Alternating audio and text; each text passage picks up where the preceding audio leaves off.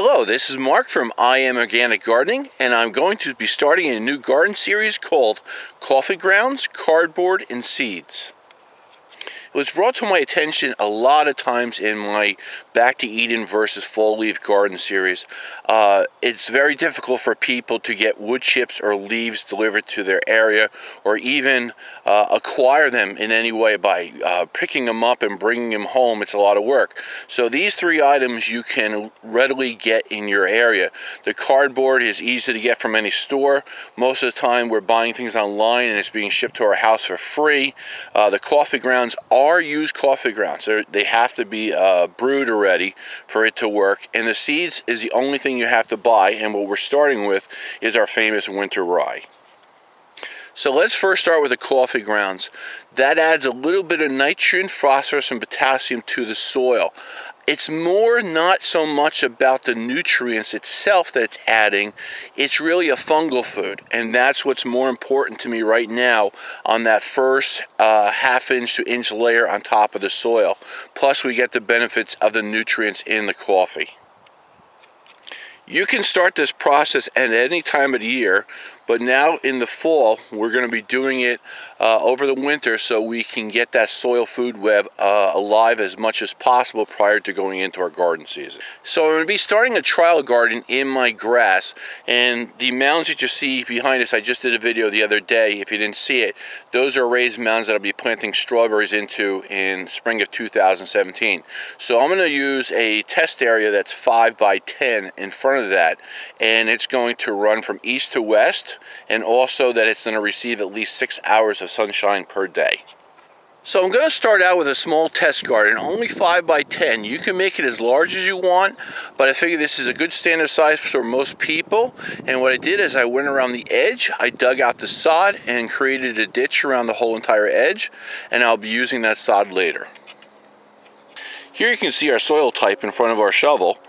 And it's just our natural hard clay, nothing special, but we're going to make a great garden out of it. You can use this method over sandy soils also. You're just at a greater advantage because you have better drainage. Also, I like to say, if you don't have sod growing in your area, you just have dirt or weeds or nothing growing, it's bare soil, you can still use this method. I also want to show you this.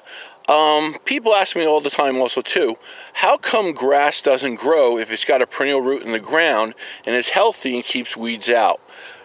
The simple answer is it's a monoculture. It's meaning just a certain type of grass. You need clover and other things in there to make it healthy. As you can see here, there's very little root systems.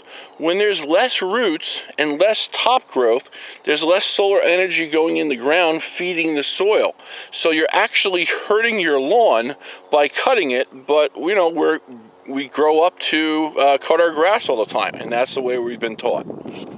It is not the lack of nutrients in the soil, in your sand, silt, or clay. It's the lack of the sun coming down, hitting the amount of green leaves, because you have a smaller solar panel here. You only have this, and it's only going to feed so much to the soil.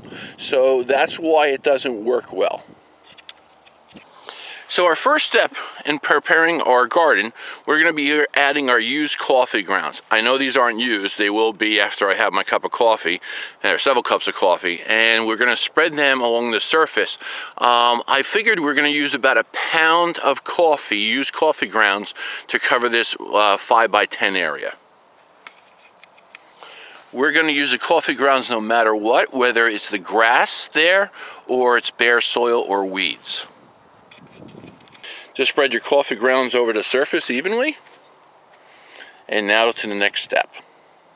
So with our cardboard box right now, we're going to remove all our shipping tape and labels as much as we can. We don't want to put that down. And any staples that are on the bottom. And also too, on the bottom of every box, you can see here is that little blue circle. And just make sure the box is made in America. I did some research, and all the boxes that are made in America follow pretty good strict rules of being clean cardboard. Very little, there's actually no chemicals in it being in the process, just glue, and it's not a chemical, and the soil food web loves to eat that kind of glue. So just be careful. Don't try to use any kind of boxes from other sources. Just make sure they're made in America. So I split the box open, and I have it laid down lengthwise. Again, there's no tape or shipping label on it, no staples. Now, I also extended it into the ditch because we're going to bury that first edge on the bottom so the wind doesn't get underneath it. And also, too, the reason that we have all the sod around the area and we dug the ditch is to improve drainage, and we have a little bit of a raised mound. But also, too, is that we can bury the edge, but the extra sod that's laying on the side, we're going to throw that back on top. Not a lot of it, but just enough to hold it down so the wind doesn't blow it away. But before we do that, adding the sod back on top in sections or pieces, what we're going to do is simply take a hammer. Now we're going to take this hammer and we're going to go over there and relieve a little stress. We're going to take it and just hit a bunch of holes into the cardboard, and that's where we're going to plant our seed into our winter rye.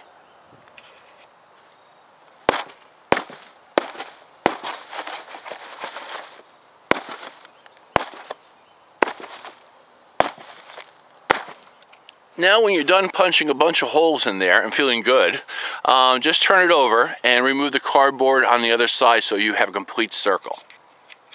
Just make sure that all the holes that you punch through with the hammer are cleared away from that excess cardboard. So now we have all our holes inside the cardboard. You want a hole about every, say, 5 inches. You can do them scattered, it doesn't matter, there's no pattern to it.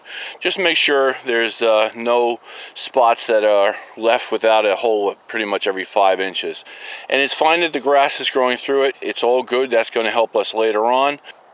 So just as a side note too, is the cardboard, you do not want to make it thicker than a 1/4 inch. The cardboard I laid down is a 1/4 inch thick, but if you have thinner cardboard or boxes, just make sure it doesn't exceed more than a 1/4 inch. So I bought a whole pound of winter rye seeds online. Now again, you don't have to, you can plant this in the fall, you can plant in the springtime, whatever you want to do. It's just a fast growing crop that sends out a lot of multiple roots down inside that cardboard underneath the ground to make soil. Now you can take a few pieces of the sod or clumps and lay it on top. Just try not to cover the holes, and this will keep it from blowing away. And then you're going to take your seed and fill it in each hole. You don't want to be too cheap with it. It's not expensive, but just put it into each hole. And then you'll fill that up with some extra soil on top of the hole.